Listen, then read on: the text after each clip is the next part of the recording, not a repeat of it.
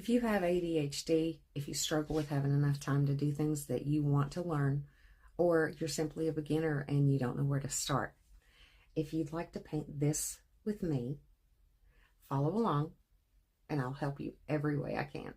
The item list is next. Take your 8x10 canvas and paint about 2 coats of plain black.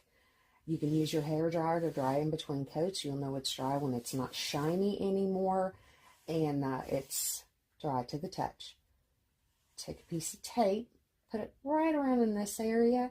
Make sure that it's even. That's one of the things that you notice about people when they first start painting is their horizon is like this. You want it to be as straight across as possible. And we're going to leave this here so we can do our background. Using a wide flat brush, add white, blue, and black. It doesn't matter if it runs together. It doesn't matter if it's neat. Just make sure that there's a lot of paint on the canvas. And then next we'll blend. Spritz with water, not too much, not so it drips. Then take your blending brush and go back and forth, side to side with light, even strokes until you're happy with the result. Shouldn't take too long. Next, you can dry with a hair dryer. Use a toothbrush, an old janky toothbrush, and mix white down with a little bit of water. Blot it with a paper towel so there's not too much, no drips. Then hold it in your palm and flick with your thumb. You can put as many or as few stars as you like. This is your painting. I want you to be happy with it. When you're done with your stars, I'd like for you to paint black on the bottom because there are no stars on the ground. Make sure that it's a nice even coat. You don't have to be picky about it. And then when you're done with that, you can dry with a hair dryer so that you don't have to worry about smudging your work. And then remove the tape. Ready for the next step. Use a ruler. This is for your tree trunks so that your trees will be even. Just mark a few here and there wherever you'd like your trees to be. As many or as few as you want. Then take a flat fan brush with black paint and go over your marks. Slowly, be really, really careful with this part and take your time. Make sure that your trees are nice and even. You can see a little bit of sky through them. Have fun with it. Make your trees look like you would like them to look. And you can add as many or as few as you'd like. I'm just showing you here the overall technique that you use to make the base color for your trees. It's easy and it's fun. You don't have to fuss with it.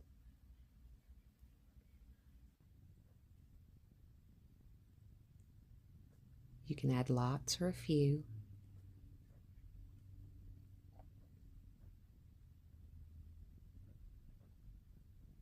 Make it fun. Make your painting look like you want it to look.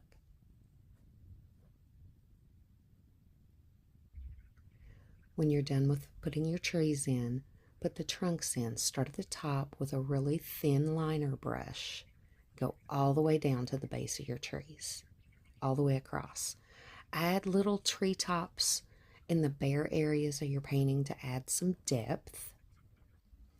Then mix some green and black to make a very dark green paint.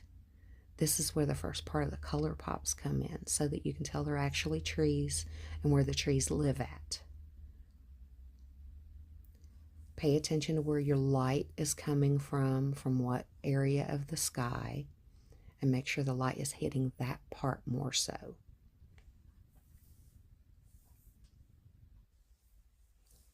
After that, I'd like for you to take some light gray and just roughly put in a path. It doesn't have to be neat. It doesn't have to be pretty. Just know where you want to place it. Now you can add your bushes wherever you'd like them to live. It's totally up to you. as many or as few as you'd like, and use the same dark green.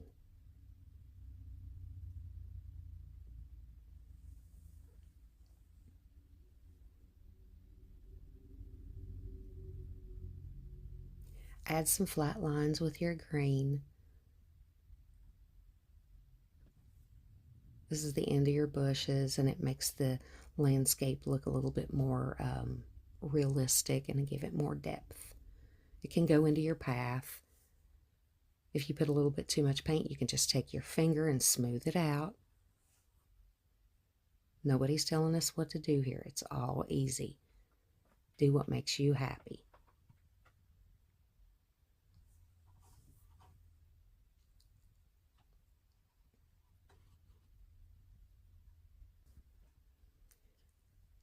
Take your thin flat brush and kind of strengthen your path where you think the moonlight would be hitting it, and make those areas a little bit lighter than the rest of the path. Try to make sure that it's flat with the horizon. You still don't have to be really, really picky with it. Then you can take black, and I want you to go around the very edges of your path to kind of soften the edges. There aren't really very many hard lines in nature. Everything's a little soft. I'm using black here. And you can smooth it with your finger if you get too much paint or you're not happy with it. Just have fun and blend. Now take that same gray and go over the highlights of your trees where you think the moonlight would be hitting them. And you can go over your entire painting, adding highlights, brings a lot of definition.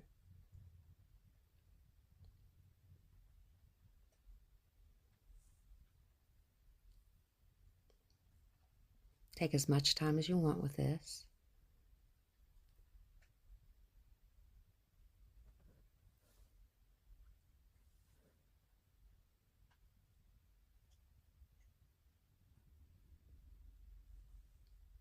Make sure you don't add too much white paint or green paint. You want to leave your shadows just here and there where the moonlight's kissing the tops.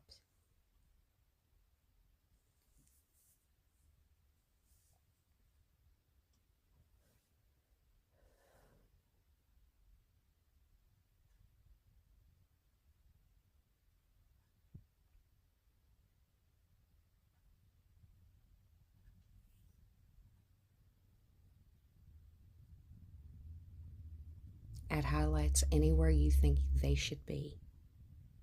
You can even use pictures as references.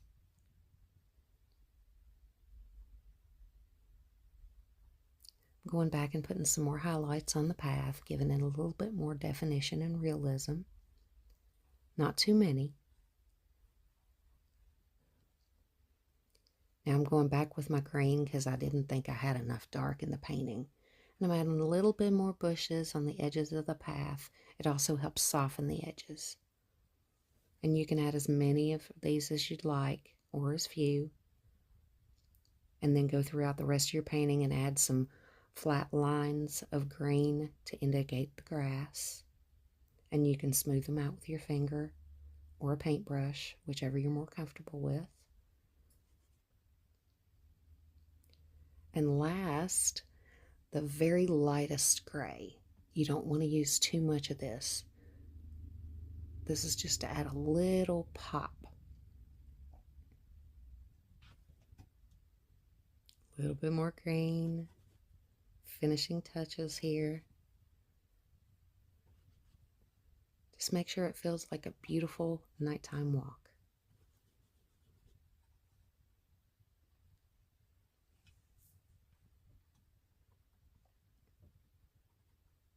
And here we go, we're finished. If you enjoyed this, please leave a like and a comment about what you'd like to see next, and please subscribe.